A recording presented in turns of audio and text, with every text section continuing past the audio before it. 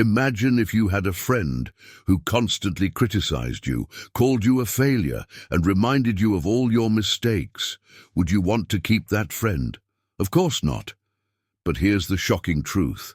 Most of us treat ourselves this way every single day. In today's fast-paced world, self-criticism is often mistaken for motivation. But what if the real secret to personal growth wasn't being hard on yourself, but being kind instead?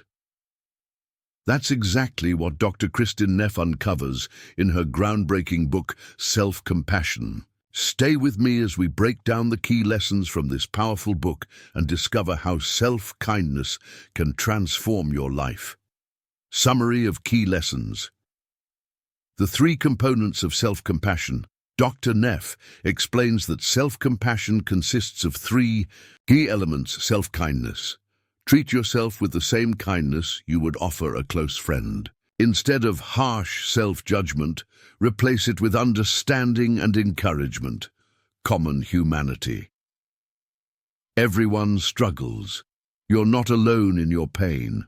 Realizing that suffering is part of the human experience helps you develop a sense of connection rather than isolation. Mindfulness.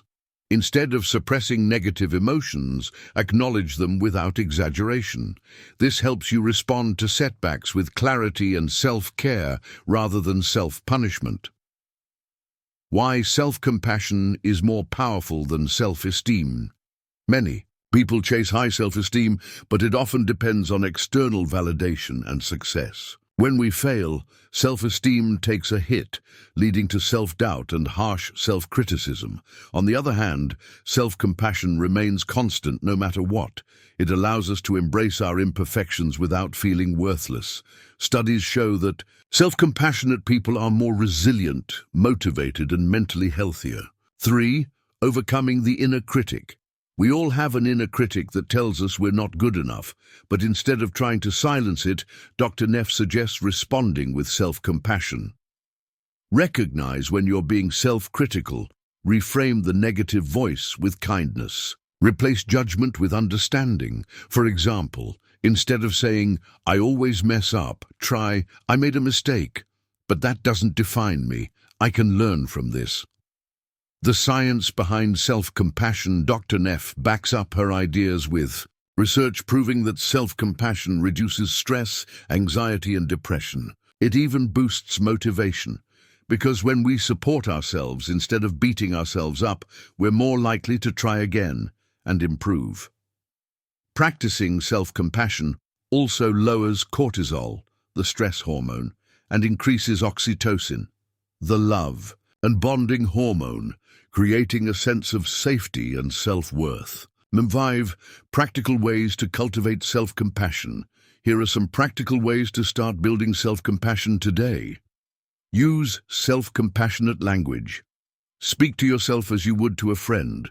Write a letter to yourself. If you're struggling, write a supportive letter as if comforting a friend. Practice self-compassion meditation. Focus on self-kindness during mindfulness exercises.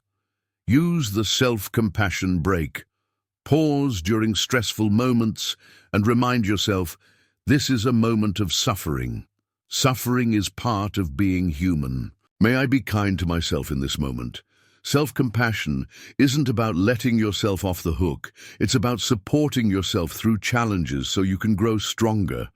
It's a skill, and like any skill, it gets better with practice. If you found this summary helpful, imagine how powerful it would be to dive into the full book. I highly recommend reading Self-Compassion by Dr. Kristin Neff to truly master the art of being kind to yourself. If you enjoyed this video, don't forget to like, comment, and subscribe to Audiobook Zone BD for more powerful book summaries that can change your life. Let me know in the comments, what's one way you plan to be kinder to yourself today? Thanks for watching, and I'll see you in the next video.